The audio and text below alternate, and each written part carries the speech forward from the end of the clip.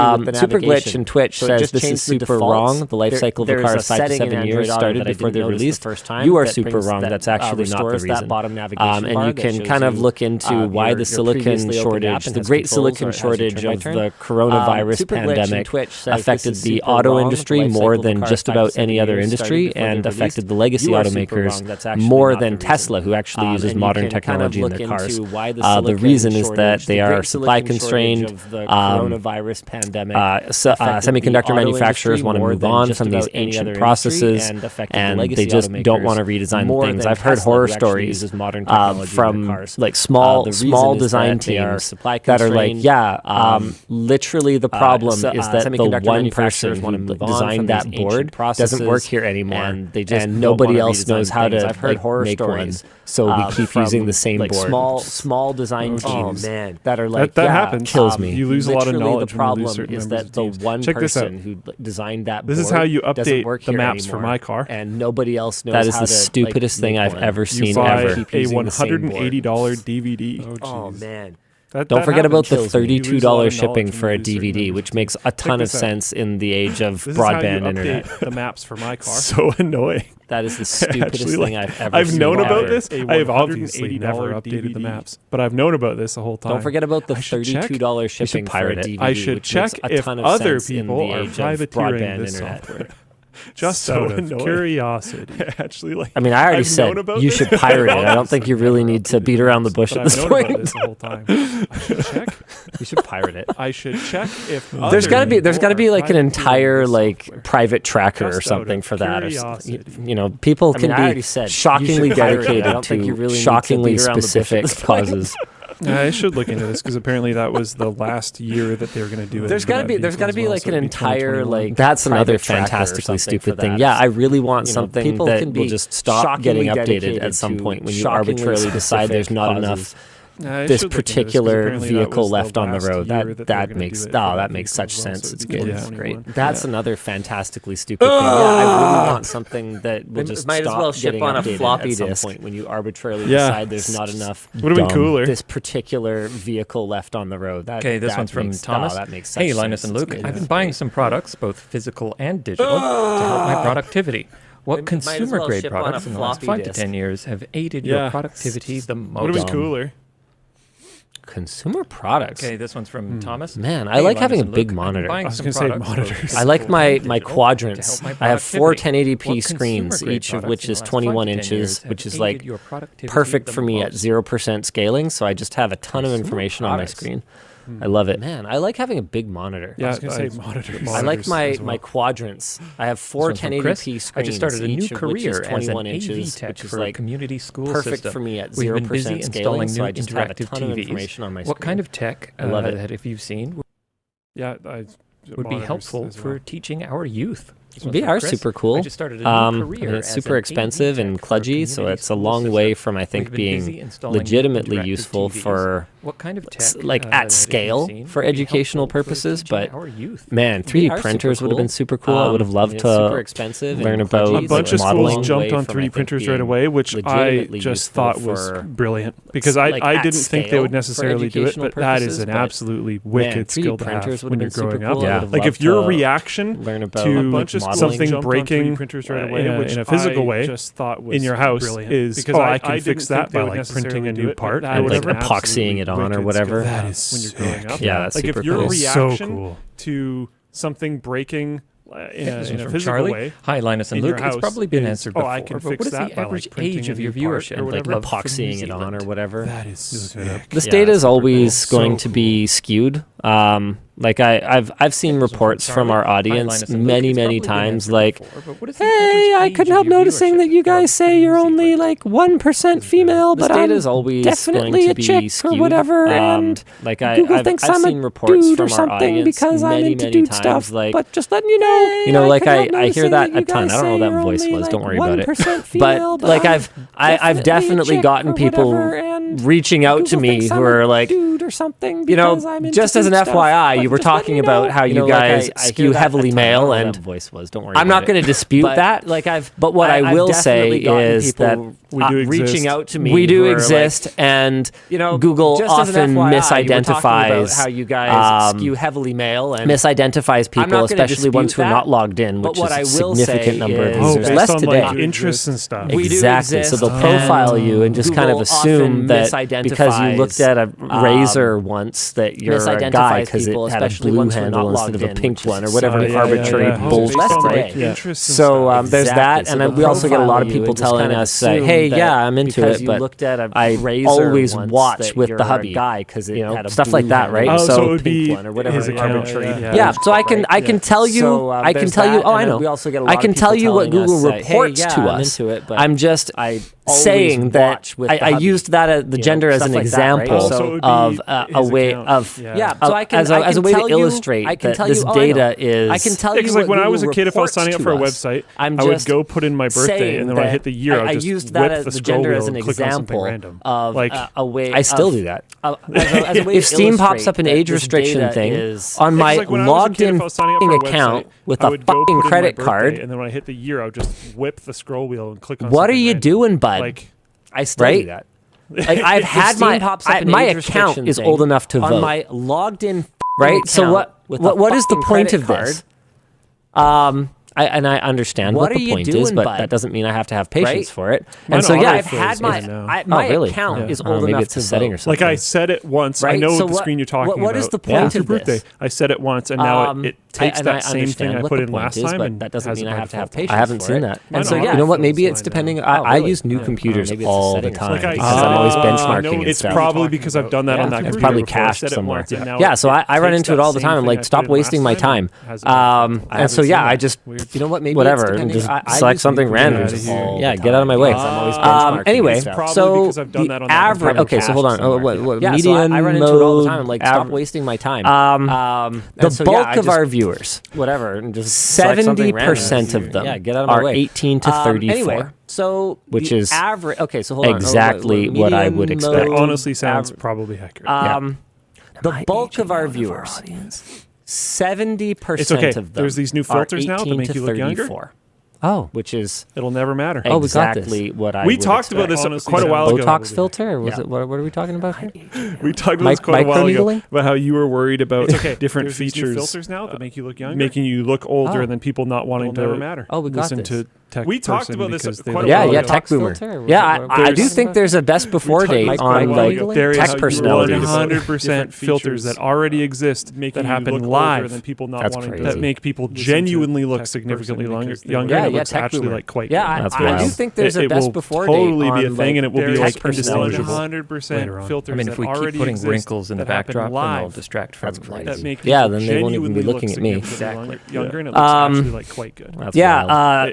The next big group, 17%, is 35 to 44, and then it trails off significantly from there. 45 to 54 is 6.4, and then it's peanuts below 18 and above 55. The next big group, 17%. But then again, I think there's a lot of younger people that are just clicking 18. I'm certain the below 18 number is smaller than it is in reality, but I bet you that, what is it, 1835 one is actually probably pretty accurate. But then again, I think there's a lot of younger people. I think the 25 to 34 one is probably the most accurate because that'll be the ones that are like have credit cards entered in the site and stuff like that. I bet you that, what is it, where you can like really make a solid guess as to. I think the 25 to 34 one is probably the most accurate because that'll be the ones that are Matthew. have Hi, credit Linus cards and Luke. entered in the site. What are some red flags you look out for when interviewing staff? On a side note, as a developer, seeing a floatplane developer's blog/newsletter would be awesome.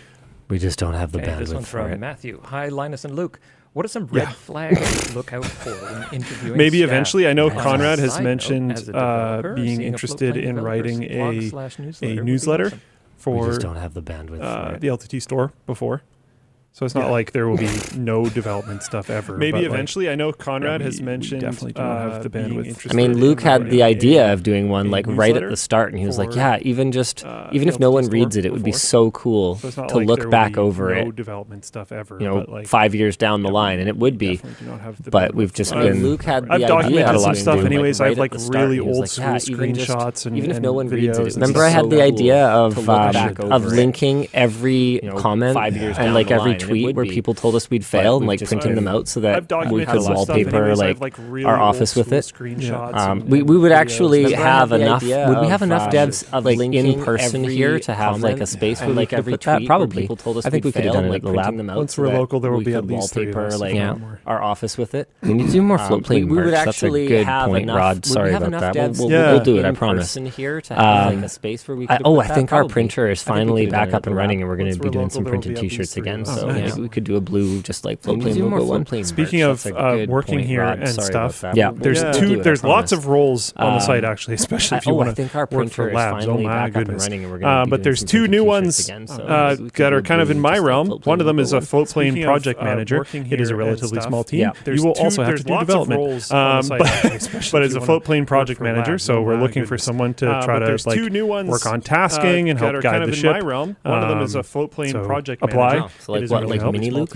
You will also have to do development, kind of, but they will also do development. So we're looking for someone to try to like be much more tasking and help guide the ship in on things, if that makes sense. Okay. Apply, and then the other one is for Linus Media Group. So what I need to do is development, delete this stuff, and just go to just jobs. Much more. Nice. And that's totally elegant. Infrastructure administrator, and then the other one is for. Wow, we're finally doing it. So we are finally doing it. It's about time. Stuff and just go to just jobs. How much you want to bet that particular posting gets a lot of applicants? I think it's going to get a bunch, and I will throw out a warning here. Finally doing it. This is a relatively senior position. And one of the reasons why it's a relatively senior position is because your decisions and actions are going to have to stand up to criticism against not only me and AJ. And one of the reasons why it's a relatively senior position about Jake is Jake likes to criticize, and other Jake are going to have to stand up. Other Jake. And lots of other people. Don't forget about the 14 million out there. And the entire audience. Yeah, so no pressure though. And they love picking on infrastructure things that we do at the office. So you're going to be criticized for what you do. And now, even if you get it completely right and it's actually the best solution for our needs, there will be people out there who are experts in their domain but have no f***ing idea what it is exactly that we do here and will suggest all kinds of... Even if you get it completely right and it's actually the number of times over the years that I've been torn apart for not setting up a SAN have no f***ing idea what it is exactly that we do here and will suggest all kinds of...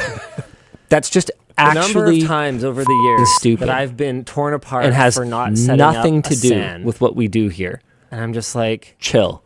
It's amazing. It's actually, it's not that I don't know what it is. Actually, it's not that I couldn't afford one. Stupid. It's that it would be. It has nothing to do with what we do here. Chill. And so you'll be dealing with that. And you're not a team of one. SAN, Storage Area Network. It's not that I couldn't afford one. You're not a team of one. You'll be working with Dan. Actually, you'll be working with stupid. another person that I can't name because they're probo. You'll be working with me. You'll be working with AJ. And you'll have resources and stuff. SAN, but I Storage want Area this Network. person to come in to be fairly high-level infrastructure, security. Actually, you'll be working with another person that I can't name because they're probo. So apply. With me, it's going to be with AJ. Pretty epic. Stuff that you do is going to show up on video. It should be actually a very fun job if you're into this type of stuff. But just understand that it is a relatively senior position. We're not looking for someone like just out of school, something like that. Pretty epic because the stuff that you do is going to show up not on video. only will you be maintaining what is here, but you're going to have to understand they work that with it is me. a relatively senior position. We're not looking for someone like just out of school, something like that. I don't think so. Yeah, I don't think so.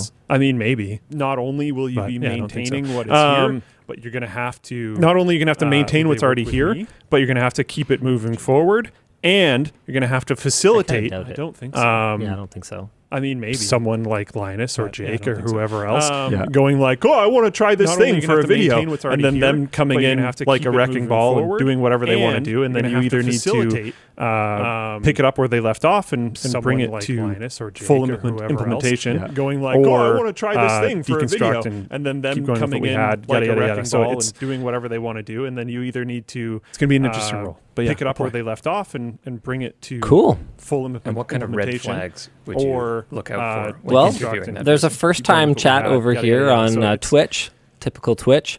One big red flag would be this question from Dim Shin. Cool. Is there a link to the job posting?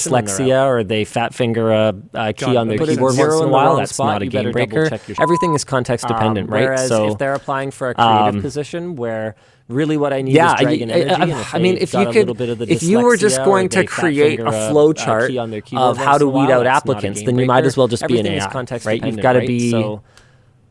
You've got to be actually thinking. Otherwise, why don't I just replace you with a robot? If you were just going to create a flow chart of how to weed out applicants, one interesting one that I've ran into, and I will warn right? people of this again because I suspect we're going to get a lot of applicants. You've got to be actually thinking. It's otherwise, super neat. Why don't I just replace you? And with honestly, a robot, even if you're applying for the infrastructure position, especially if you're running your own mail server or whatever, like that's pretty cool.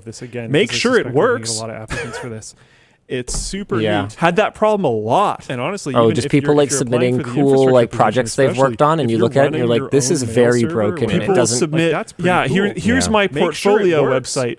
It's been under construction for 6 years. Had that problem There's nothing literally interesting on it at all, and it barely loads. Projects they've worked on, and you look at it and you're like, this is very broken, and it doesn't. Or mail servers which have like major issues, so I literally can't even email them back. There's nothing literally interesting on it at all, and that's also a problem. Like there's better off just not showing. Be a little careful. Check your stuff. Mail servers which have like major issues. I had somebody who can't even email them back. They linked a portfolio website that I think they like didn't pay their hosting or something. So I went to go check it, and it was like check your stuff very clearly offline. So I messaged them about it, and they're like, "Oh yeah, like I haven't actually checked that portfolio website. A while. It's like that. Maybe do that before you apply, bro. Or something. Right. Like those types of things. So you're basically looking for basic due diligence. Very clearly offline. Yeah, because a lot of the roles that I'm hiring for, it's actually really important. Right. I haven't actually checked that in quite a while. It's like, and there's, I don't know. It's one of those tough things, right? Like there's personality traits that you can't really expect to train. Yeah, because a lot like of you can train a skill, but you can't train an attitude in a lot of cases. And so if someone just has an attitude of perfectionism, I don't know. then that's a very desirable trait. Again, for something like an accounting position. Depends. Yeah. You might not actually want that all the time because perfectionism will often also mean that someone just has an attitude of perfectionism. Then that's a very desirable trait. Again, for something like an accounting position. Depends. Yeah. I think that's. I think we've talked about a lot of red flags. We've given a lot of hints to the WAN show audience for how to. So like how to avoid our our traps here. I think that's. I think we've talked about a lot of red flags. We've given a lot of hints to the WAN show audience for how success. How to avoid our. All right. Next up is from Alex. Hey, Linus and Luke, what's something tech related that you vastly disagree on and have just agreed to disagree? Got it. Yes. Success. Laptops. I don't think I disagree. Next up from Alex. Now, hey, Linus and Luke, what's something tech? We did for a long time. We had a strong disagreement about those for a long time, all the way back to pre-Linus Media Group, actually. Really? Yeah. I mean, I don't disagree. I thought the Switchblade thing was stupid. Well, I thought it was cool, but like cool in a like I'd like to see where this goes in the future kind of way, not like a this is a good laptop kind of way. Eventually, you want. I think we were still not Linus Media Group yet. Maybe we were just still working NCIX once a week. I don't know. You know what? I didn't have. I had never really like owned a Razer or anything, and I didn't have first-hand experience with their QA. Yeah, eventually I did at that point. I think we were still. So that's fair. Yeah, we disagreed. Maybe we were just still working NCIX once a week. But that's. I don't know if that's really like a technology. I had never really like owned a Razer or anything, and I didn't have first-hand experience with their QA. Tech related. What's something tech? I mean, I made fun of you for like standing Firefox for the longest time, especially when it was going through its very long period of being a complete and absolute piece of shit. It just says tech related. I actually think Firefox is in a good state right now, but the problem with it Firefox for the longest time, especially when it was going through its like when I told you that I tried to switch to it. I think we talked about this on the show, so I'll try to keep it short. But I did try to switch to it, and it was actually very good. I really enjoyed using it. And then I had to use the PADI website, the scuba diving website. That's a terrible website. Switch to it. I think we've talked. I don't doubt it. Doesn't work on Firefox at all. I did try to switch to it, and it was so it's just like okay, I guess I have to go back to Chrome. And then other than that, I actually really enjoyed the Firefox scuba diving website. Yep, that's a terrible website. I don't doubt it. Doesn't work. I have to pee. You hit me like a ton of bricks. I'll be right back. So it's just like okay. I drank this whole thing. I don't think most tech stuff we disagree on. I actually really enjoyed the Firefox. Let me see if I can find some Luke specific one. Yeah.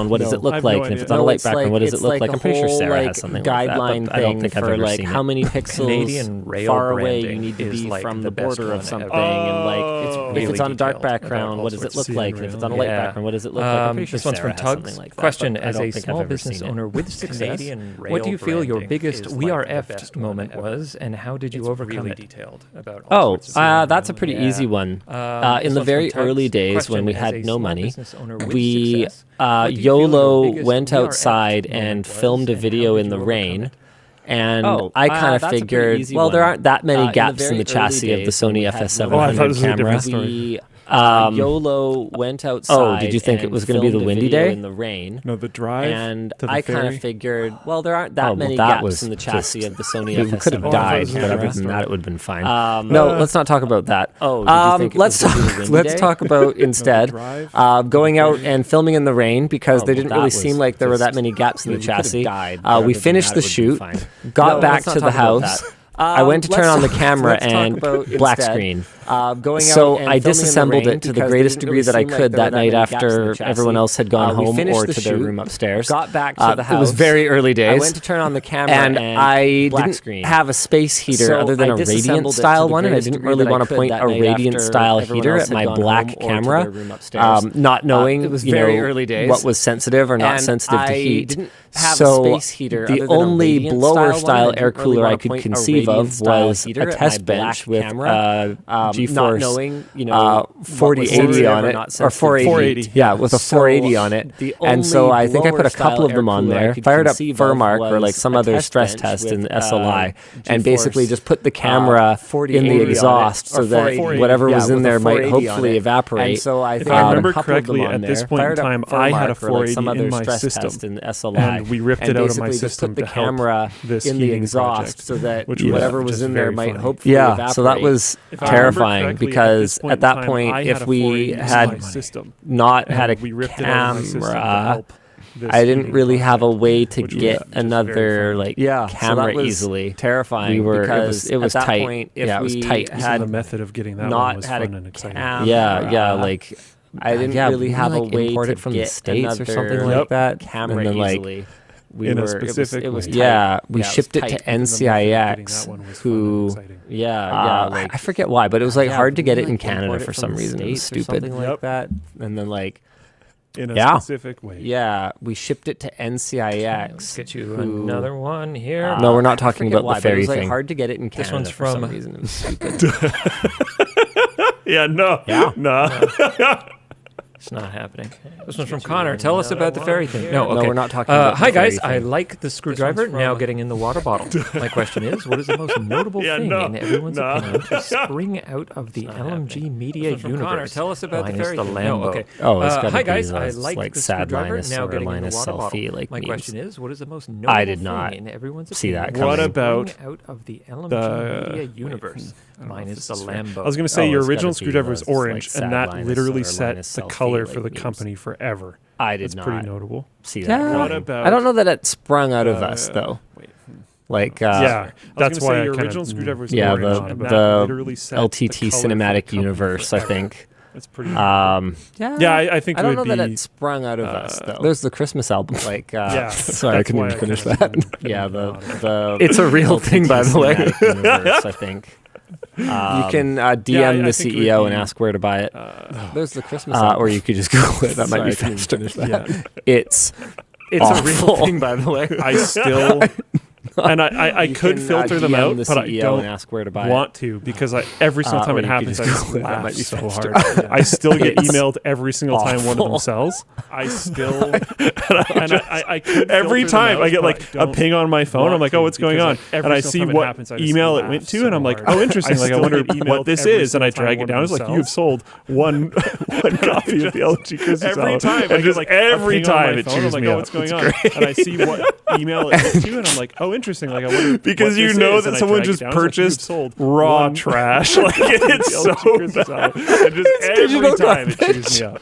It's an actual waste of zeros and ones. It's because so bad. It is so Pugboy1321 says, "Oh God, I forgot about that album. It needs whatever the opposite of a Grammy is." It's an actual waste I had of zeros it and on ones. my phone for a while because I don't even remember why. It literally wasn't to listen to, but it was on a local file on my phone. It needs so Google Play Music back in the day would just randomly start playing on my phone for a while. If I had it on Play Random Songs, because it would be like, it's in your local files. You must like this music.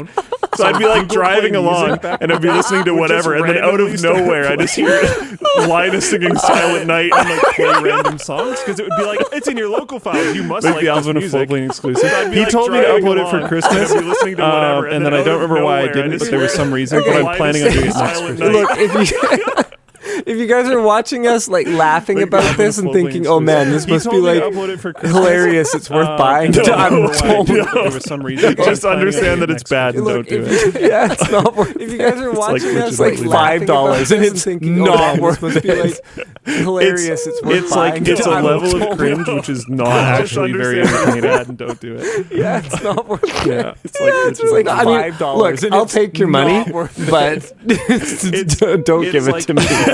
It's $3. Buy something on the store. It's $3 and it is not worth it. I mean, look, I'll take your money, but it's even missing songs. Buy something and there's nothing we can do. It's missing songs. Yeah, like songs that were in the teaser that we advertised. We lost tracks. I remember trying to hunt it down. I don't remember all the details, but apparently, there's just songs that are just gone. So songs that were in the teaser. You don't even get the full lost tracks. Because I figured once we figured out that it was missing songs, because it's just like a zip, if I remember correctly. You don't like get it in a reasonable way. You just download it in a zip file.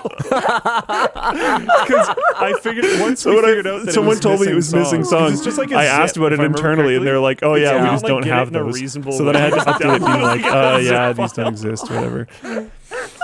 1,100. Oh yeah, my phone's going. I asked about it internally. You guys are stupid. Stop. So then I had to update. I want to remaster it. Yeah, these don't exist. It's not worth it. Can I please spend time on that? Absolutely not. Much more important things to do. Forbidden. You guys are stupid. Forbidden. 5 people have bought it. Please. The other fun part is the email comes in, and how our Envision Power Board, the software that we use for the forum, how it works is you could get commissions off of 5 people have bought it. It has to be uploaded by an account, so it's uploaded by my account, but the commission is just set to 0%. Right? So every single time it emails me, it's all excited. It says, "You have earned $0.00." It has to be uploaded by an account, so it's uploaded by my account, but the commission is just set to 7 people bought it. Genuinely, it is not worth it. You're going to download it because you're like, "This is a fantastic meme." You're going to play one song and just be like, "Ugh." You're not going to make it through a full song, I promise. It's bad. It's really bad. I wonder if I can find the lyrics. I think I did it in a Google Doc. Meme. You're going to play one song and be like, that's the amount of emails that I have right now, but like they might scroll in slowly over time. Oh no, that's the wrong account. Or rather, this is the right account. I have 12 emails. This is the account I'm emails now. That's the amount of emails every time I refresh it goes up. They might scroll in slowly over time. No, we shouldn't. This is the wrong account. We will not. Or rather, this is the right account. I have 12 emails. This is the account that emails now. Supposed to be oh boy, every time I refresh, it's going to bring up like Christmas parties and stuff like that. Yeah. No, we shouldn't. Blah, blah, blah, blah, we will blah, not blah, increase blah, the price. Blah, blah, blah. Okay, so hold on. How? Christmas might not. Maybe if I try here. Lyrics, it's going to bring up like Christmas parties, something and like stuff that. What year was it? What are you trying to do? That would have been. Man, how? 2015. Maybe if I try. Man, these are in no lyrics? particular order. There was the announcements on YouTube. What year was it? Lyrics.doc. That would have been. Who dis? 2015. Man, these are in no particular order. There was the announcements on YouTube. Yeah, the Linus Media Group Christmas album promotional video from 7 years ago. Who dis? Is still up. Linus Tech. It's 301,000 views. Copy of Linus Tech Tips Christmas. Here we go. Original Christmas song track list. Album promotional Jingle Bells not done yet. Deck the Hall, Silent Night, The First Noel, 12 Days of Christmas, Joy to the World, O Come All Ye Faithful, Christmas Tree, Hark the Herald Angels Sing, We Wish You Merry Christmas, and God Rest Ye Merry Gentlemen. Now, of course, Jingle Bells we rewrote the lyrics with tech.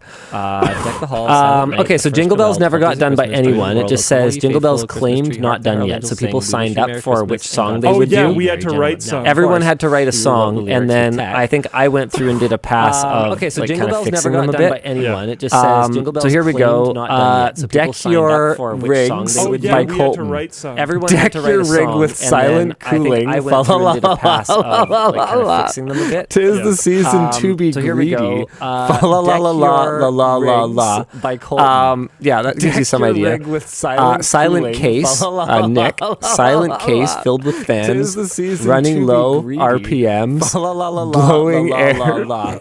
Yeah, that gives you some idea. Dan's like case, cringing in actual pain behind the. I have worked with worst artists. Running pretty good, actually. RPMs. I could stomach this for 70 hours. iPhone, Lord Jobs did say that the patents he filed were perfect that day. I just refreshed and we're over 50 now. That the so you just made $150. Yeah, not really, because a $3 transaction is like 20% I fees. Just refreshed and we're over 50 now. I'm remad. So you just made $150. Anywho, why was it uploaded to Spotify $3 2 months ago? transaction Well, is 2 months ago. like 20% fees. Yeah, that kind of makes sense. Why does this have 28 monthly listeners on Spotify? Why was it uploaded to Spotify? I don't know, but 2 that's months ago? awful. It's genuinely really bad. Yeah, it's as bad as what I just did, except I'm probably one of the better singers Why here. does this have 28 I was handpicked out of school when I was a youngin' to join like out of school like really primo choir. It's as bad as what I just did. While I was there, except I'm probably one of the better singers here. Said that I asked too many questions. Handpicked, and I don't know exactly what I said, but I said something along the lines of "That's stupid." Stood up, walked out to where my mom was like still sitting in the car in the parking lot, and was like, "We're done. Let's get out of here," and never went back. And then I hit puberty, and my voice cracked, and now I can't sing at all. Nice. It's so bad. Nice. It's horrible. Let's get out of here. I'll like be singing along to a song in the car, puberty, and then like some map thing will happen, so the song volume goes down. I hear myself, and I'm like, "Whoa, nice." So you've still got the ear, but you don't have the voice. Singing along to a song and in then the it's car, best to just do this. and then like some map thing will happen, so the song volume goes down. I hear myself, and I'm like, "Whoa." Next up is from So Nick. you've still Hey, got Linus the and Luke, ear, loving my but you LTT don't have backpack the and voice. screwdriver. Kate, And can't then wait it's to best to see just what's do next. Yep. Linus, do you think your kids' hobbies and interests are influenced by your work and love of technology? Next up is from Nick. I mean, hey, Linus and Luke, we definitely have a lot of tech in the house, screwdriver. and I Kate, think can't that, wait you know, to when see you're what's bored, next. it's Linus, do not you much find of a that your stretch kids' to be like, hobbies and interests are video games are influenced by your fun. work and love of technology? In terms of tech, though, you know, if anything, I think it can be an impediment sometimes because I'm so quick to kind of jump in and try and fix something because I just want it fixed. That, you know, I think that there's room for me to. In terms of tech, make my kids do more problem solving on their own too. An impediment sometimes because I'm so quick to kind of jump in and try and fix something because I just want it fixed. This one's from Richard. I think that Hi, there's what do you room for me make to of Google's recent breakthrough make my kids do in more quantum problem solving on their own computing too. Error correction. Will we be seeing it in the wild anytime soon? I'm gonna be honest with you. I am not a This one's from physicist. Richard. Hi, what do you Soon, make I of seriously Google's doubt it. recent And I mean, quantum breakthrough in computing is going to be a hell of a thing when it computing hits. Error Yep. correction. Will we be Also, seeing I it will. in the I'm wild going to say it because he anytime wanted I'm us gonna be to honest show it, with but I you, don't I am actually not a think showing the physicist. dashboard is a good idea. Soon, The facelift that happened to merge it. messages looks And great. I mean, quantum computing is going to be a hell of a thing when it hits. Yep. There you go. Also, I will. I'm going to say it because he wanted us to show it, but I don't actually think showing the dashboard is a good idea. Okay, this one's from David. The Thank you for facelift that years happened of to merge great messages looks content. great Question on for a you YouTube too. channel. If given an option and having an access to one company and their top secret project, what company would that be? Okay, this one's from David. Thank you for years of great Valve. content. Question for you There. too. I If win. given an option and having That's an the best access answer. to one company Their and top their secret top project. secret Could it be projects what or just company would that project? be? Whatever the best one is. Valve. There. I win. That's the best. You just get to see their one coolest, Their top secret secretest project. Could it be projects or just project? Whatever the best Does one is. DARPA count? DARPA. No. That's not I don't think it's a You company. just get to see No, their pick a one company. coolest, top secretest project. I don't actually know like how they work. Does DARPA count? DARPA. No. Why don't you just pick I don't like think it's a Palmer Lucky's company. stupid No, defense pick a company or company. something then? Anduril? Yeah, they're probably working on Because something I'm cool. pretty sure it's the reason why I know that off the top of my how head is they I'm pretty sure work. it's the sword from Lord of the Rings. I think it's named after the same thing. Oh my goodness. Why don't you just pick like Palmer Lucky's stupid defense company or something then? Yeah, it totally Anduril? is. Anduril. Yeah, they're probably working God, on I'm something pretty cool. sure it's the reason why I know that off the top of my head is I'm pretty sure it's Nah, the sword from Lord I'll be of the boring Rings. to I say think it's named Google. after the same Just thing. because I want to see what I am right now extremely interested in large language models, right? Okay. I want to see what they're capable of. I'll be bored with like Google. nothing. Just because I want to see what. All right. Everything. I am right now extremely interested in large language models, right? Okay. I want to see what they're capable of. Hi from Melbourne, Australia. My gym had just installed adverts on the mirrors. What are your thoughts on paying for a gym membership and having to look at ads while working out? I would switch gyms. Australia. My gym had just installed. I don't go to the gym, so I guess I have. What are your thoughts? I can't imagine that I would like it. Look at ads. I would switch gyms because you're supposed to be paying attention to you probably wouldn't care because you wouldn't see it anyways. I don't go to the gym, so I guess I have. But like people are supposed to like it. Yes, people use the mirrors for vanity. No problem. Don't care about that if you do it or not. But the mirrors are supposed to be there in a functional way so you can watch your form. But like people are being distracted by an ad that is intentionally trying to grab your attention away. That's actually like not a good thing. But and I don't want the idea of like I'm pretty deep into a workout, my brain is wandering a little bit. Being distracted, I start staring at some ad, and then I hurt myself. Like no, trying to grab. I want to be able to focus. Screw off. It's actually like not a good thing. I would switch gyms, and I don't want the idea of like I'm pretty deep into a workout. By the way, did you watch the worst tech ads video by any chance? No. Yes, actually. I want to be able to focus. I'd seen a lot of those before. I would switch gyms. Some things never change. I'm gone. By the way, did you watch the worst tech ads video by any chance? Yep. Yes, actually. Yeah, when Yvonne was like, "Why did you know it was MSI?" and you were trying to explain like, "I just do." I felt that. I was like, "Yeah, it's just MSI." Yep. It's just what they do. When Yvonne was like, "Why did you know it was MSI?" and you were trying to explain like, I just do. All right. Next up, I was like, "Yeah, it's just MSI.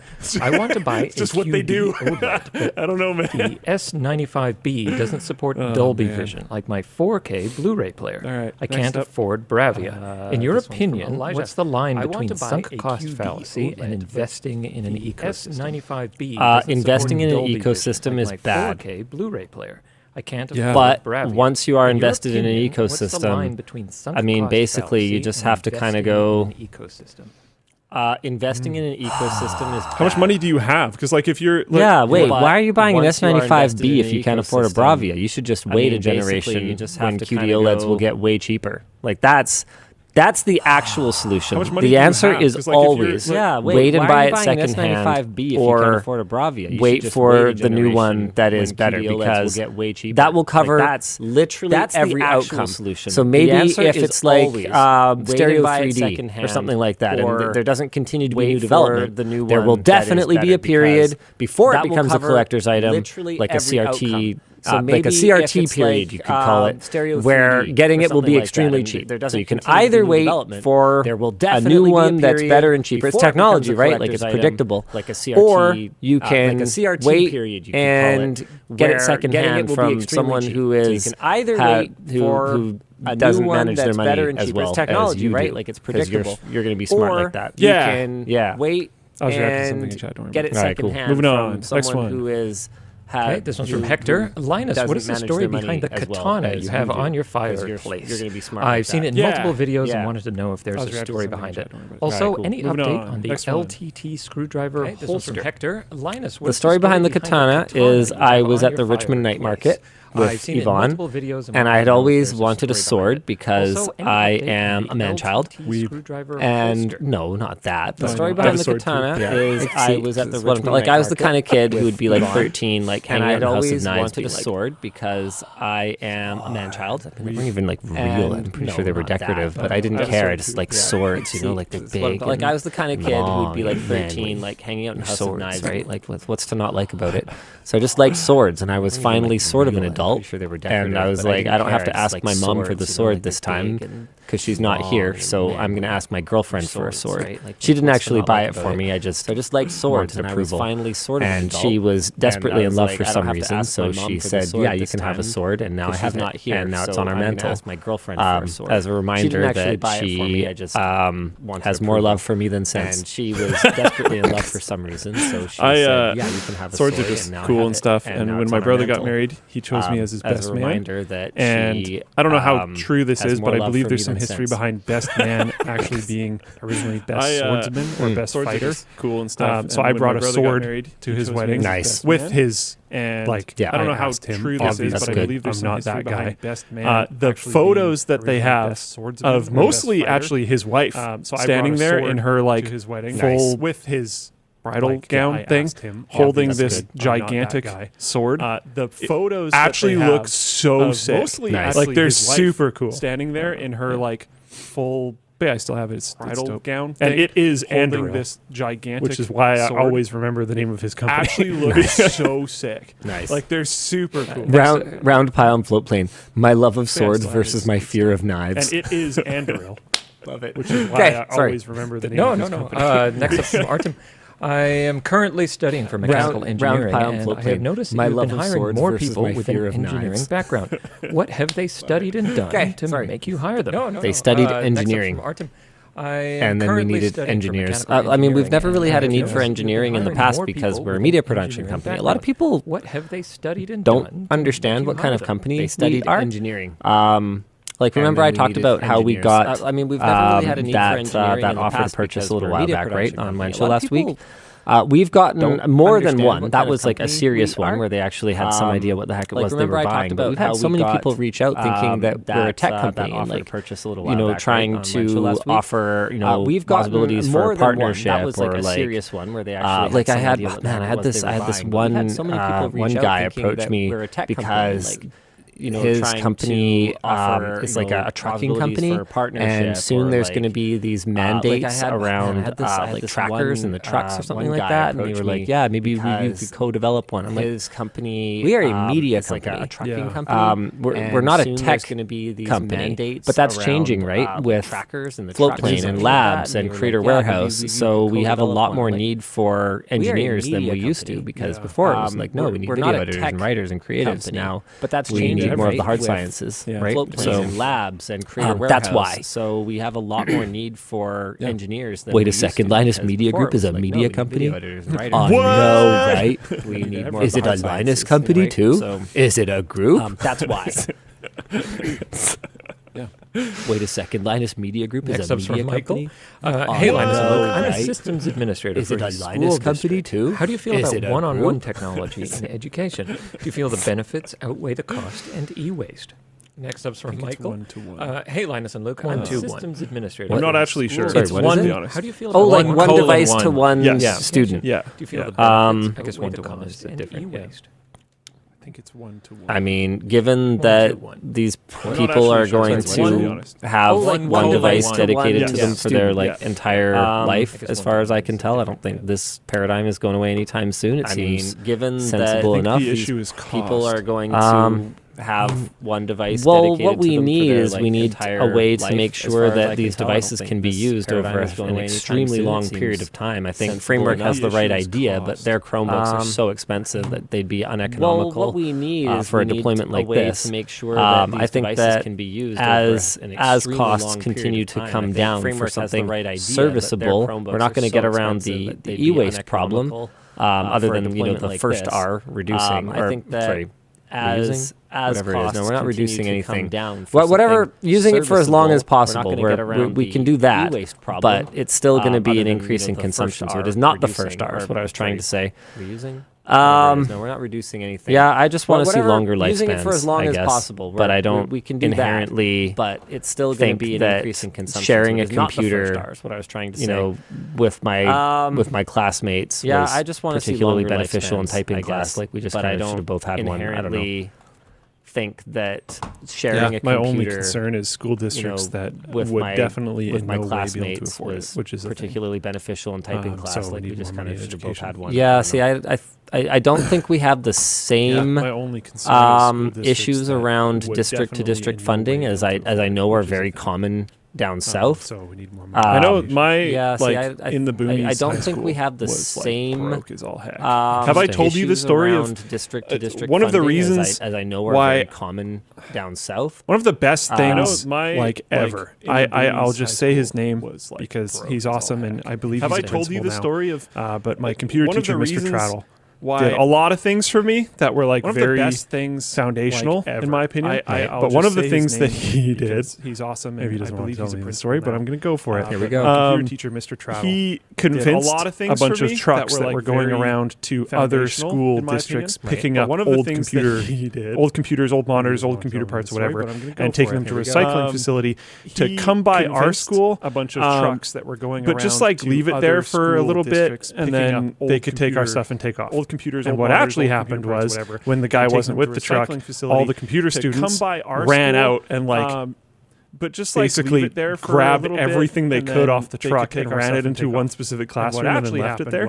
When the guy wasn't so we had like all this e-waste stuff. None of the computers worked. And like and then it was a project in the class to go through all these computers, verify what components worked, and build computers. And we built an entire classroom. And then it was such an incredibly cool and fun project for a bunch of kids that like, a decent amount of kids in my school had computers at home, but not all of them. And we built an entire and you're not going to be allowed to just rip apart random computers in class because we only have so many. Now we had a bunch of spare parts to keep the rest of the labs up and going. We got a new lab, and you had all these kids that had some form of ownership over these PCs. Because we only have so many. They made that. Now we had a bunch of which we would have never had the ability to do that. We got a bunch of people are saying, dude, that's awesome. Mr. Trouttle was an absolutely insanely fantastic computers teacher. He also he went to BCIT. They made that for a summer course. He did a course over the summer at BCIT. The ability to do that, and then took what he learned there and taught a brand new course that didn't exist in our school system before, called 3D game programming, which was just an amazing course. And it was like diluted from what was taught at BCIT, whatever. It wasn't the same thing. But like he just exist in our passionate teachers are a game changer. It was fantastic. I mean, I write for a living now, and it's only because of my AP English teacher. But like he did just.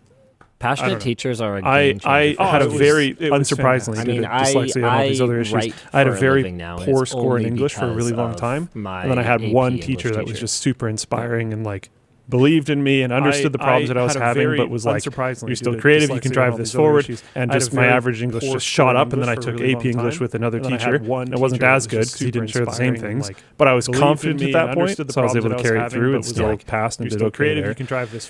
I don't know, that was amazing. I don't even know how I got on that subject, but it wasn't as good because that was one of the like coolest things I've ever taken a part of. Watching everyone else in the class just be so excited every time a part would pass. How I got on that subject. Yeah, like, and we had to we didn't know if a single component worked, right? I've ever taken apart. So at the very beginning, everyone's trying to find like the first functional motherboard. Just be so excited every time a part would and then we use that to like pass all the RAM and like try to figure all these different things out. And like that's a cool puzzle, right? And then when you would go into that lab to do whatever class, it might not even be a computer class, but you might need to work on computers for whatever reason. And then we use that to like pass all the RAM and like try to figure all these different things out. So you'd like try to snipe the good one and stuff. Like it was just I don't know. It was so cool. Class. So cool. Computer class, but I might have some parts of that story wrong. You'd know my whatever age I was when that happened, brain might have remembered it in certain slightly more fantastical ways. I don't know. Like maybe it was totally above board how we got those computers. I don't know. I might have some parts of that story wrong. Whatever age, but it was just incredibly fun, and I know that the project of like trying to pass code all these components and building all these custom computers is a thing that a lot of other schools didn't have that opportunity, and I know we did it because not only did we need another lab at the school and we couldn't afford it, but it was one of the coolest ways that he could introduce a lot of other hardware to a computers class possible. And I know we did it because not only did we huge amounts of lab at the school and we couldn't afford it. But hey, next up's from Russell. Oh man, I never know what to say. Hardware I wonder if Linus would write an autobiography one day. Huge amounts of respect. Has it all been left out there on the interwebs? Next up's from Russell. Oh man, I never know what to say. I went as far as I think I have a title for it. Autobiography one day, or has it all been left out there on the interwebs? Something. The story so far. I went as far as I think. Here, I'll read my not a foreword because someone else writes that, but like whatever the like part at the beginning is. If I was a total sellout, I'd have structured this as an inspirational story about how anyone can do it if they try hard enough, and a collection of tips to help you achieve what I have. But then, if I wasn't interested in making money, I wouldn't bother writing a book at all. It's a pretty transparent cash grab from my perspective. That's been the fine line I've walked throughout my career. I'm not one. That's a pretty good way to start it. I'm not the kind of person who, either genuinely or otherwise, hides behind the "I do this out of passion" line. From day zero, when I was asked by my boss to start making YouTube videos, I've been paid. Now, to be clear, I was chosen for the assignment because of my genuine passion for technology, and I was good at it because of that passion. But I never would have started making YouTube videos without a bonus on my paycheck. So back to the book for a minute. Why did I write this? Now, to be clear, for the money. But if I didn't care about creating it, it wouldn't be any good. So did I sell out? I guess you'll have to read it to find out. YouTube videos without a bonus on my paycheck. So back to the book for a minute. Seems Why good. did I write this? Yeah, I don't know. I guess it'd be pretty for good. the money. But if I didn't care that's about as far as I've gotten. Well, it wouldn't be any good. So did I sell out? I guess you'll have to. That's all you get for now. You got to buy the DLCs to get more. Comes with a free Christmas album. Yeah, I don't know. I guess it'd be pretty good. But that's about as far as I've gotten. Well, no, I've heard more than that. Okay, next up is this is that's all you get for one. now. Hello, fellow Vancouverites. How does Linus survive without coffee? Also, is there any other plans for an LTT store not com? Okay, next up. I'll answer the not com one. Yes, we're going to do it. Hello, fellow Vancouverites. How does Linus survive without coffee? You guys were asked a question. Other plans I was just 70 albums have sold now, by the way. Oh my goodness. Surviving without coffee is easier if you never drink coffee. Yeah. You don't drink it in the first place, you're less dependent on it. Well, you guys were asked a question. It's literally a drug. You get literally addicted to it. If you don't drink it after a while, you have withdrawals. Surviving without coffee is easier if you never drink coffee. I don't drink it either. Yeah. There are definitely days where it's been a little hard, and I've been like, I could. But then I'm always like, okay, that just makes future days harder. Don't drink it after a while, you have withdrawals. I'm not saying that's a good idea for everyone, but there are definitely days where it's been a little hard, and I've been like, I could. Okay, but then I'm always like, Aaron, okay, spending B-Day cash on some stuff I've been eyeballing. Can hardly wait. With labs ramping up, has there been any tech or tech-related categories that you have decided not to test? This one's from Aaron. Security. Spending B-Day cash. Yeah, we thought about it. We had an applicant with that labs would have been like really good for it. Tech or tech-related categories that you have decided not to go down that path. Not to test. And I honestly think that's probably the right way to go. Yeah, you mean like software, like antivirus software or something like that? Because that's one that I definitely said no, forget it. It was mostly software, but it was and I honestly think that's probably the right way to go. Like you mean like software, like antivirus? Anything software else? or something like that? Because that's one that I definitely there's stuff that I probably can't imagine we'd get that into. Like I don't see us, getting really into the weeds on. Like generic Android set-top boxes or something like that. Like little like content piracy boxes. Can't imagine we'd get that into. Like I don't see us our jam. I don't think we focus mostly on things that can be measured objectively, like generic Android set-top boxes or something like that. Our goal isn't really to inject like content piracy boxes. So yeah. If it can't be measured objectively, really our jam. I don't think we'd be focused mostly on things that can be measured objectively. Next up is from Aiden. Yes. Hey Linus, love the content. I was wondering if there was going to be an LTT pocket knife multi-tool sometime in the near future. We are not working on that. Be a little tough. I'm not saying we're not working on that. Like, I'm sure maybe at some point, but at this time we're not working on that. Sometime in the near future. Yes, I'm wearing the swacket. Not working on that. It's the sweater jacket. I'm not saying we're not working half sweater, on that. half jacket. I'm sure maybe at some point, but at this time we're not working on that. Yes, I'm wearing the swacket. Half cool? Yeah, it's the sweater jacket. Is it half uncool? I mean, it's LTT merch, so it's going to impress a certain kind of person. Yeah. Half cool. Some people might not think Buy it's LTT as cool. underwear now. Yeah, exactly. Half cool? I promise you, my personal Linus Tech Tips guarantee it will get you laid. So it's going to impress a certain kind of person. Yeah.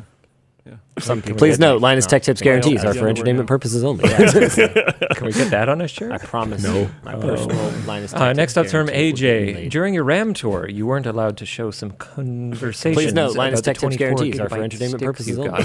Crucial has since announced 24/48 gigabytes of RAM. Next up from AJ. What you weren't allowed to show? During your RAM tour, you weren't allowed to show some conversations about the 24 gigabyte stick. Boring. This next one's from Jacqueline. I think buying the LMG Christmas album should be available as one of our low-cost merch messages. No, nobody needs it. I don't think that the LMG Christmas album matches the quality of other things that are on the LTT store. Should be available. I think it will remain cost. It is a waste of power consumption to transfer those bits and bytes. Also, that Christmas album matches the quality. It's not worth the contribution to the strawberry. I can stop you, I think it will remain. High five. It is a waste of power consumption to transfer those bits and bytes. I forbid it. Also that. All right, so we just got some potentials left. Incoming. I can stop you. Okay, out of 10, how ignored was I just now? Pretty aggressive. Yeah, okay. Not work on it. You cannot work on it on company time. Right, so no, at all. It is my copyrighted material, and you may not work on it. Okay, out of 10, how ignored was I just now? I'm going to cover it. It's going to come on! Yeah, I was going to say, I don't think you can actually say that. Linus, can I please have a sync license? All. It is my copyrighted material, and you may not work on it. So you Dan actually comes from like the recording industry, so he's gonna like dodge around me here. Please have a sync license. This guy. Because you own the copyrighted material. Yeah. So under copyright Dan actually comes from like the recording industry, so he's gonna like. But I can't dodge around me here. Of me playing this guy. What? Because seriously? That's called a synchronization license. Under copyright law, and your release audio song covers can't be put to video. It's very weird. It's very very strange. Wow. That's wild. Because that's really that's called a synchronization license. Why does that exist? And your music videos? I don't know. I'm song covers can't be. Literally guessing. Very all right, what else we got? Wow. We're into potentials. This one's from an anonymous. What watch does Linus wear? The gold one with the blue strap. Can we expect float plane exclusive? Literally guessing on LTX. All right, what else we got? It's some Withings watch that I forgot to put on today, but I wear just because it's a watch. I don't use any of the smart features at all. I kind of give up. And yes, you can expect that. Yeah, I would suspect so. It's some Withings watch that I from Aiden. Forgot Hi, to put on long-time today, fan. but I wear just because it's a watch. I don't use any of the smart Sorry, there is a features comment there. And yes, Hi, long-time fan. You used to talk about wanting LTT Store to take off as its own thing. Have you ever wanted to compare a week month of Sorry, there is not a comment shutting out every video versus one Hi. video? Nope, can't say I have. Nah. You used to talk about wanting LTT Store to take off as its own That's thing. not. Have you ever wanted to compare this is from Shane. Hey, Linus, I remember your story of maintaining your SV650 instead of buying a Zero. Can't say I have. Have you been able to get much enjoyment out of your bike since deciding to keep it? Bike nerd and fan of the show. I don't find much time to ride, but I am being extremely stupid right now. My bike is currently in a shop getting all of the paintable parts ripped off of it so that I can paint it like pink with iridescent green accent, kind of depending on how the light is currently. Yeah, the Lambo is now a motorcycle is sort of what I'm going for. Ripped off of it. I'm very, very excited. It's going to be, it's going to make absolutely, I could buy my bike probably a couple of times over for what I'm going to be spending making my bike look cool, which is probably the most frivolous thing I have ever spent money on. It's going to make absolutely, I could buy my bike probably I a couple know of Linus times was over playing The Witcher for what I'm 3 going to be at one point spending on making my Did he bike finish look the cool, game? which is Thoughts probably on the it? most Played frivolous The Witcher thing 1 I or have ever 2. spent money Thoughts on. remaking Witcher 1 open world with Unreal Engine 5 instead of the Red Engine. I know Linus was playing a lot The of Witcher questions. 3 I never made it past the tutorial because I got distracted. Witcher 1 or 2. Thoughts remaking Witcher And all my 1 gaming time has open been world with Fantasian Unreal for a Engine while. 5 instead of the Red But Engine. I'm looking for something new. I kind of want to play lot of Stray. questions. That's like the one that caught my eye. That I'm like, I want to do that because apparently it's a pretty short experience, and I want something. All my gaming time has been Fantasian for a while. Yeah. But I'm looking for something new. I kind of want to play Stray. Meta. That's like the one that caught my next eye. up is that I'm from like, Anonymous. I want to do that. Linus and Luke, Apparently it's what a are your pretty favorite short flowers? experience, and I want something contained. Zelman CNPS 7000-CU. You're not going to get lost in the Stray. That's beautiful. Is that like a CD next up cooler is is from called Anonymous. Flowers? Linus something? and Luke, what are your favorite flowers? Yeah, this is Zelman this is some old CNPS school stuff. 7000-CU. I remember wanting one of those so badly. Yeah. That's beautiful. Is that like a Without CD hesitation. cooler called a flower or something? I don't. You had that memorized, don't you? Yeah, this is some old Okay. school stuff. I don't know. I'm not super. I like one of those plants. so I'm not so badly. into flowers though. Without I like having hesitation. some greenery around your home though. Makes you had feel that less memorized, don't you? dead. Next up, from Eric. I don't know. Hey, I'm not Linus, have super- you I had like any more plants. time with the I'm not so into GPD Win flowers, though. 4 after the short circuit? No. I like Okay. having some greenery around your home though. I'm Makes you still feel less- rocking my Ioneo Next. I Next just up have all from my Eric. stuff on it. Hey, It's Linus, like not have you because had it's any more necessarily time the with best GPD one anymore. Win 4 Dan, you're just after the sending them short into circuit? curated. I know, because we've already done curated.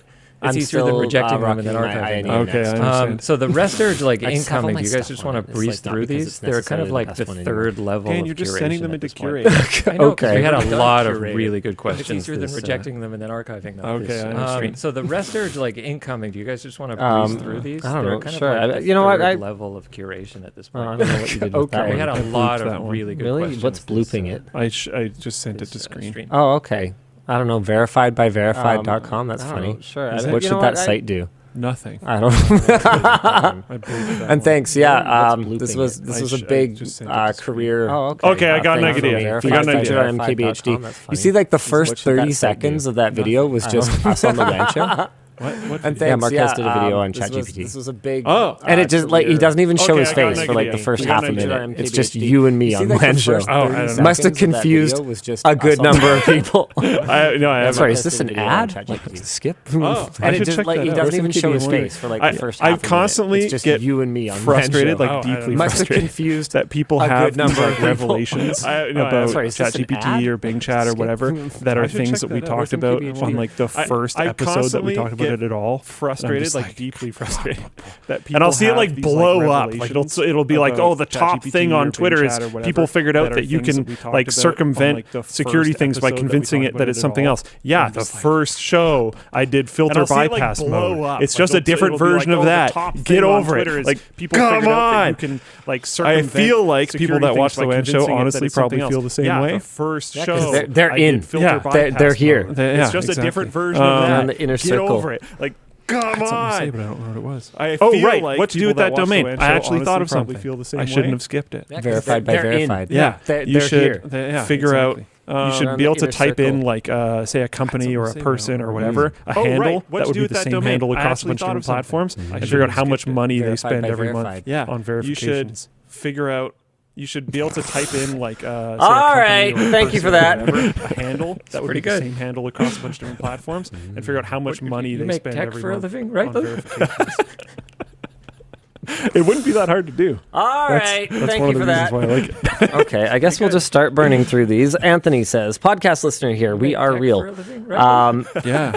Do you think the way we build PCs will ever change? I mean, Anthony, our Anthony, not you, did a really good video talking about how it's probably a matter of time before things get more integrated, and I think he's probably right in the longer term. Other Anthony, our Anthony, not you, did a really good video talking about how it's probably a matter of time before things get if you weren't in your position as tech gurus with access to limitless hardware, what do you think your hardware upgrade habits would look like? Okay, and then I'll just frequency, performance tier. I was always a step down from if you weren't top in your position kind of as person, tech gurus with access to so hardware, I'd be likely to end up with like your non-ultra version of a phone with your like I was 3070 Ti sort of tier of GPU. So I'd be likely to Core end up i7, with like maybe probably Core i5. You know, whatever can be kind of overclocked or unlocked or hacksorted in some way to get pretty much the performance of the top one, but at half the price. Core i7, and in terms of frequency, for like PC gaming, I was an every gen kind of character for a long time. Sometimes multiple times a gen just to try different stuff because I was constantly buying used and flipping, so it wasn't really like costing me anything.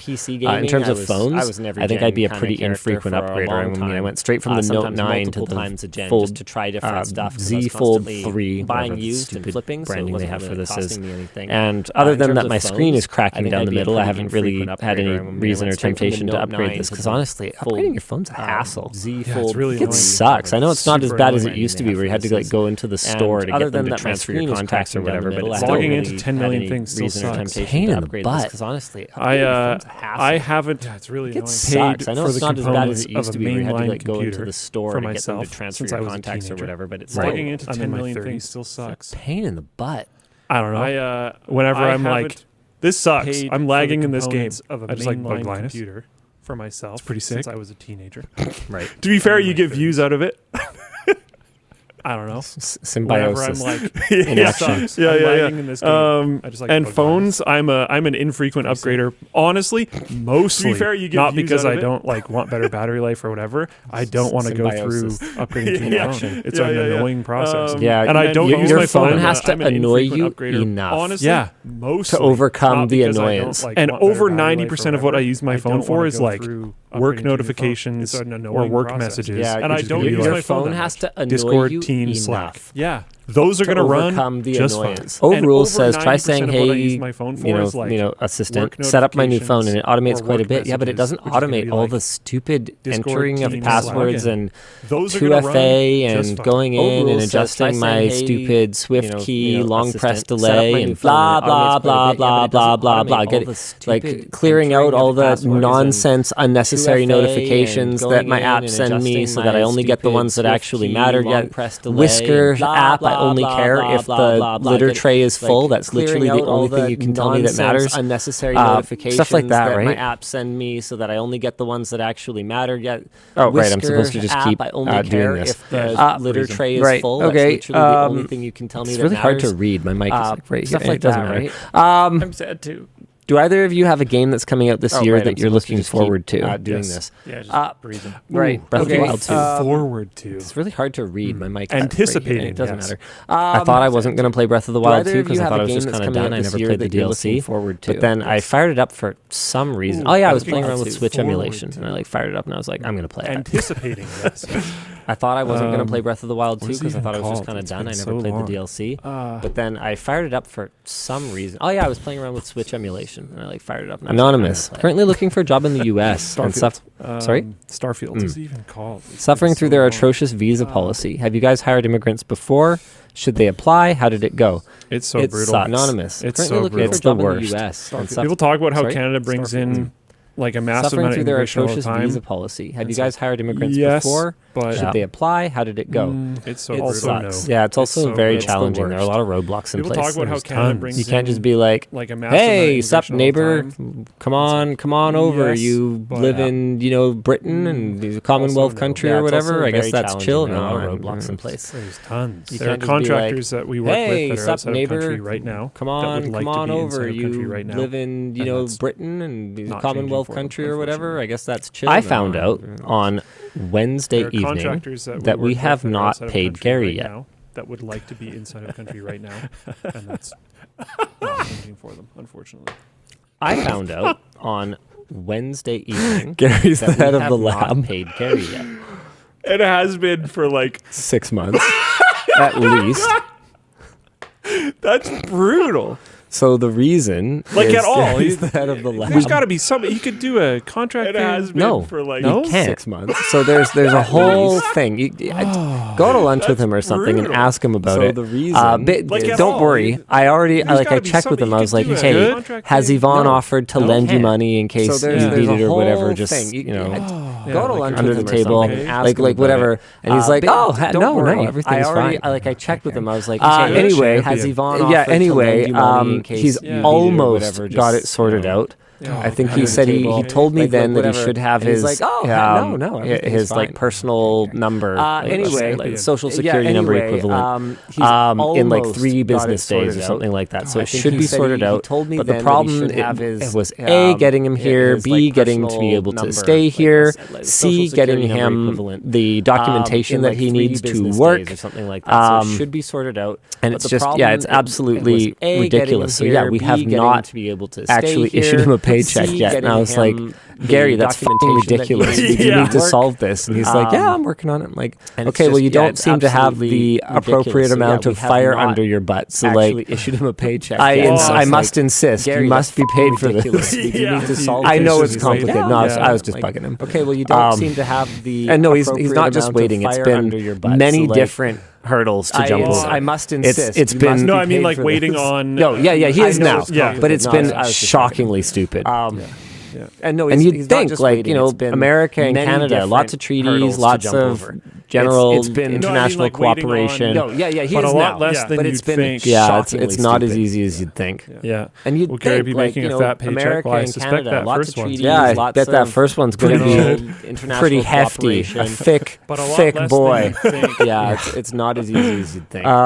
What's a piece of tech you imagined as a small child that you still wish was a thing today? That I imagined as a small child. I mean, I imagined I wanted a lightsaber more than anything. And the hacksmith's come about as close as anyone can, I think. What's a piece of tech you imagined as a small child that you still wish was a thing today? That I imagined as a small child. I mean, I imagined I wanted a lightsaber more than anything, and the hacksmith's come about as close as anyone can. I've always been fascinated by different input devices. I think that's one of the reasons why I find VR so interesting, honestly, is the input ramifications more than almost anything else. I find things like Tobii eye trackers and everything else just very, very interesting. One of the reasons and I have always wanted, honestly, the ability, input ramifications without just like completely screwing myself over. I find things like Tobii eye trackers to be able to have just like brain to device inputs. The ability. I always thought that would be really cool. And I watched, there was a video that I watched recently of this lady using a much more modern version to do something. I don't remember what. And it was like, really cool. Okay, this technology has clearly moved forward. There was a video that I watched recently because her demonstration was fantastic. Using a much more modern version. It's still not to do something. I don't remember what. Dylan asks, like, Luke, do you think you'd be a mid or senior in the market if you were looking for a job? I'm in an interesting position where I'm a senior at my job, but if I were to apply in the market, I'd probably be more like a mid. Depends Dylan what asks, company you're Luke, do you think you'd be a mid or senior in the market if you were looking for a job? I'm in an interesting position where I'm a senior at my job, but if I were to apply in the market, I'd probably be more like I don't know how specific. Depends what, but it depends on that. Yeah, applying at depends on the size of the company. Joey asks, there's in Seattle a store called REPC that recycles old PCs to fight e-waste. For how much of it there is, why do those kinds of stores seem to be disappearing rather than thriving? I think it's just because it's cheaper to ship it overseas than it is to process it here with North American labor, which is a whole for how much of it there is, why do those kinds of can of stores worms seem that to I don't be think we're going to open up right now. Thriving. I think it's just because it's cheaper to ship it overseas than it is. Do you have a current recommendation for VPNs and or password managers? I believe. What are we migrating to for password manager? Keeper. Yeah, and I'm still using PIA, even though I don't know if it's like a good one, and I don't think there's any or password managers. You shouldn't trust any VPN because they have access to everything. Same with Keeper. And I'm still using we're not PIA, telling you even to trust Keeper. Yeah, I don't know if it's like a good one, and it's the ship we're getting on, but we'll see how it goes. You shouldn't trust. I mean, we got on LastPass, and look how that went. Everything. So like, it might suck. We are the thing moving forward is we're going to try to be more ready if something like that happens again, for us to be able to pivot to something else. But not using a password manager is not an option for us. So like, it might suck. Or for you. The thing moving forward is we're going to try to be more ready. Just be ready to move off quickly. Do some research into the company. Make sure that if they get super mega hacked, or for you, that like hopefully your vault is going to be decently okay, even though your vault might leak. Do some research into the company. Make sure that if they get move off, change all your passwords. Super mega hacked. That Bitwarden. There's a bunch of reasons I don't want to like dive into this. I'm not surprised a bunch of you just said Bitwarden, and I'm not surprised that a bunch of you said Bitwarden because open source. One of our main reasons is in our testing at least. Dive into this. I'm not surprised a bunch of you just said Bitwarden. But in our testing, at least, we found that autofill worked better for a lot of the things. One of our main reasons is in our testing, at least. And this isn't something that we like prepared for a video or anything, so relax. But in our testing, at least, we found that it was a good idea to tell people what we use, neither did Jake. It's going to be obvious at some point. That's honorable enough, but I guarantee you within 2 weeks, Linus is going to leak it anyways. Yeah. So it just doesn't matter. Security through obscurity. What we use, neither did Jake. It's going to be obvious at some point. That's honorable enough. Daniel says, if internet access seems to be the thing that always trips up AI systems and leads to them being unstable, what do you think could be done to mitigate the problem? I mean, not much. Daniel I think says, that's just... If internet access seems to be the thing that always if you trips train up something AI on human data, it's going to end up kind of human warts and all. I'm glad your daughter loves the plushie. Not much, I think. Greetings from Iraq, Elise says. If you train most unusual place to find out you have fans watching from, and also most unusual country for you to visit or read about. Your daughter loves the plushie. Greetings from Antarctica. Is that even a country though? Or no, the place. The question was place. Yeah, we ended up having to retool some of the floatplane infrastructure because we had one viewer stationed in Antarctica. Oh, I forgot about that. That was at like a research outpost or something stupid like that. So we had to figure out how to make sure their stupid video wouldn't stupid buffer in stupid Antarctica, which wasn't my problem, fortunately, but Luke and AJ had a wonderful time with it or something stupid like that. So we had to figure out how to make sure their stupid video wouldn't stupid buffer in stupid Antarctica. Which wasn't my problem, fortunately. But Caleb asks, I was really hoping to get the Orca VIP package for LTX, but I missed it. Do you feel it's worth the 2-day pass, as that's all that's available by now? Of course. Yeah. You should be there. Yeah. Be there, be square. Caleb Let's go. asks, I was really hoping to get the Orca VIP or be there and be LTX. square. That's fine too. I mean, but I missed it. Do you feel it's worth the 2-day pass, as that's all that's available by now? Of course. Just wear deodorant. That's all I ask. You should be there. Alan asks, for non-competitive gaming, watching videos, web browsing, would you rather have and be square? That's fine too. An ultra-wide QHD monitor, so what would that be, 3440 by 1440, or a 4K monitor at 60 hertz? For non-competitive so the ultra-wide is at 100 hertz, 100 hertz. Would you rather have 100 hertz, 60 hertz? Refresh rate still matters, even when you're just like on your desktop. It's just responsive. By 1440. It's like going back in time monitor at 60 hertz. It feels bad. Is at 100 hertz. It feels like the old SSD upgrades. 60 hertz. Refresh rate still double your refresh rate. It's just responsive. It's like going back in time for me. It feels bad. Thanks for making baby shopping, baby shower shopping easy. What are some things you had as a kid that kids today don't have and you wish they did? Okay, replying to this Not much. I mean, thanks for making baby shopping. I think super soakers easy. were higher quality. What are some things you had as a kid that kids today don't have? Oh, Screaming Blue Saucers were this cool like Western Canadian candy. Not much. I mean, that was like super sour, and then I think it got like discontinued, and it popped up on Reddit a little while ago. People were talking about it, and like I think the rumor is that it caused cancer or something. Like there was some kind of health concern. I ate a ton of them. Super sour, and then that's one of my favorite candies. I would love if my kids could try that candy and not get cancer. Like I think the rumor is that it caused cancer or something. Like there was some kind of health concern. I remember my dad complaining a lot about how like candy quality had gone down since he was a kid, and I always just thought, now your taste just changed, Dad. But like wagon wheels when I was really young were awesome. I remember, and now they taste like actual dog food. I believe that's actually been like documented, right? I always just thought, because whatever company made wagon wheels like got bought out by some other companies, sure, that makes tanked the quality, and a lot of these different candy brands have just found actual dog food save costs in a variety of ways or whatever. That's happening. Whatever company made Honey Nut Cheerios, man. As much as MKBHD might have like built his brand on his love for Honey Nut Cheerios, the Honey Nut Cheerios that he eats taste like dog shit compared to what I had when I was a kid. Before they changed the formula and they went like all whole grain everything, Honey Nut Cheerios was so good I would literally sit on the couch, like watch the hockey game and like eat an entire box of them. I used to have them like every morning. Before they like that young boy did not get to experience Honey Nut Cheerios. This is totally off topic, not part of the question, but something that I always find fascinating is the differences between Canadian and American versions of like the same thing. Yeah, like that young Canadian corn pops is the weirdest. This is totally off topic. American corn pops are like something that I always find fascinating. Like I've actually grown to like them. Yeah, I know. It's an acquired taste for sure. The Canadian ones peaked in Smarties probably about 2002. Yeah, back when they used to like. I've actually grown to like them. And I know that's going to sound. Cut your mouth came later. It's an acquired taste. Yeah, so they were perfect. And then they cut your mouth. And then they went sogtastic, or it might have been the other way.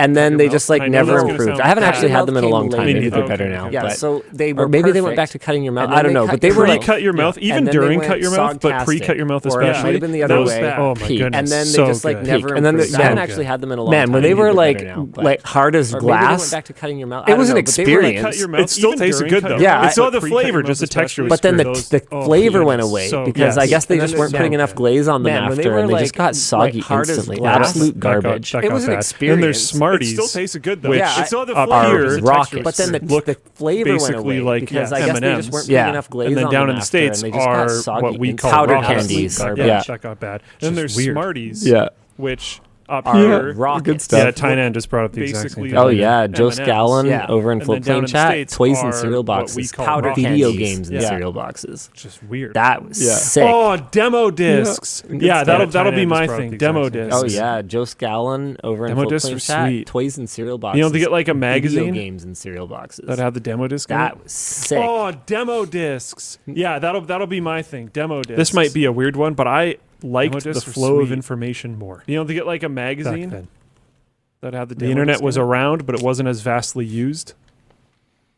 So you weren't just like liked the flow completely bombarded with all this terrible stuff all the time. The internet was around, but it wasn't as vastly used. I don't know. But you could access the internet and it had more information. You weren't just like completely bombarded. Just replying to some in text here, blowing through a few more of these. Good morning, Wan. I have recently gone from $20,000 to $40,000 take home in under a year. Wow. How have you dealt with your meteoric rise in going from scraping by in the early days to being a real company?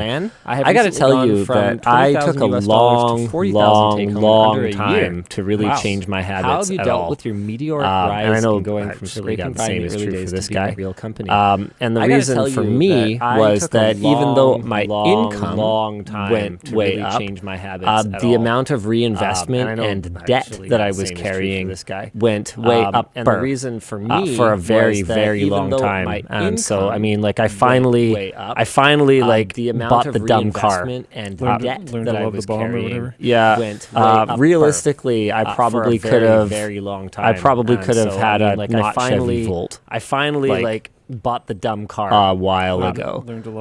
But for me, there were sort of internal goals that I wanted to hit. I probably could have had a Chevy Volt. Feeling like I can actually relax about it a little bit, I think is. But for me, there were sort of internal goals that I wanted to hit. Yeah, and he just doesn't spend money. Just like I do have like some I can costs, actually relax about it a little bit. Broken. I think is in a few ways. So I go to physio pretty often. And stuff like that, but I just don't get a lot of personal satisfaction from just buying things. I actually feel it in a few ways negatively. I go to physio pretty often. I don't mind buying. I don't a quality thing that I know I'm going to use satisfaction from just buying things. But then there's a lot of research that goes into that. Very negatively, and pretty often, a lot of the time you'll find that like most of it's just junk that I know I'm going to use a lot, and then I'm not very interested. Like there's a lot of research that goes into that, actually, but and then I'm not very inspired to buy it anyways. But then when I do find something, most of it's just junk that I like research a bunch, and then I feel really confident buying it, and then I buy it and it shows up and it is really good. Like I'm pretty. And then I'm not very inspired to buy it. It's nice that I can do that. When I do find something, but like. That I like just going to the store and just like buying really confident buying it is neat, and then I buy it and it shows up and it is really good. Like any thoughts on whether or not MMOs that are shutting down should be forced to give up the server code? Yes. Just going to the store and just like buying some random junk. Has Linus seen his AI counterparts on Athene AI Heroes Twitch channel? Any thoughts on whether or not MMOs that are shutting down should be forced to give up the server code? I have heard about this. I didn't know that they made them for Has Linus seen his AI but I've seen some made for other people, and they are significantly higher quality than the ones that we reviewed on the website. I have heard about this. I didn't know that they made them for you, but I've seen some made for other people, and they are significantly higher quality than the ones that we reviewed on the WAM show. Yeah, one sec. Sure. Keep doing what I'm best at. Actually, I'm planning a 10. So let's go back to. Hey, MKBHD, you're now an AI who is live on the Athene AI show. Taking questions from the chat. Anything you want to say to introduce doing what yourself? I'm best at. Hey everyone, this is Marks Brownlee, aka MKBHD. It's a little overwhelming to be asked questions while I now know I'm technically a machine, but I'm just going to keep doing what I'm best at. This one doesn't sound good. Actually, I'm planning a 10-bit HDR. This is Marks Brownlee, aka boner hiding operation. And of course, stealth-like boner. Perfect. Is going to be enough for the job. But I'm like just our going to keep doing what I'm This best one at. doesn't sound good. This one doesn't sound like you at all either. Titanium hammered wallet to hide your boner and keep your money safe. Stealth-like boner. Order now. Perfect. It's going to be enough for the job. Okay. I guess that's a thing that just happened on our show. The text response is great. I've seen ones from him from other people where the voices are way more tuned in. Sure. Marquez's and yours okay. didn't seem very tuned in. I guess that's a thing that just happened on our show. The text response is great. Now that we've had that happen, that we can do our last merge message. Evening, lads. Do you have a brand recommendation for battery banks, cables, etc.? I've been buying Anchor for nearly a decade, and I'm genuinely disappointed that I'll never buy their products again. I have not. We are going to be able to review cables and battery banks once the lab is Anchor for nearly a decade, and I'm genuinely we are not there yet, so I can't give you a database recommendation. What I can say is that we are going to be able to review lately, and we have not received any complaints yet. So that's always a solid indicator. We might find out they've got some dirty secrets down the road. Haven't seen any indication of that yet, though. Hoping for the best, but that's where we're at right now. So full disclosure, they're a sponsor, but that's the reason I'm bringing them up. Is that we've been pushing them for a while, and we haven't seen any issues. Any indication of that? Oh, sorry, one more. Dustin D. Love the pins. A few of my friends all bought the LTT backpacks, so I've been looking for something to distinguish mine from theirs. Anything like LTT iron-on patches in the future. I do think we would like to do something like that, but I wouldn't recommend ironing anything onto the backpack. Love the pins. It's made of recycled water bottles, which means I've been looking for something to distinguish mine from theirs. Anything like LTT iron-on patches in the future. I do think we would like to do something like that, but I wouldn't recommend ironing anything again next week. Backpack. Same bad time, same bad recycled water bottles. Bye. Which means, early in the show, I thought this was going to end up being like a really short show because we were like blowing through topics and there was nothing to talk about, and then we got like a zillion merch messages. Early in the show, I thought this was going to end up being like a really short show because we were so much for that. Topics and there was nothing to talk about, and then we got like a zillion merch messages. Dump Cloud. Oh, nice. So much for that.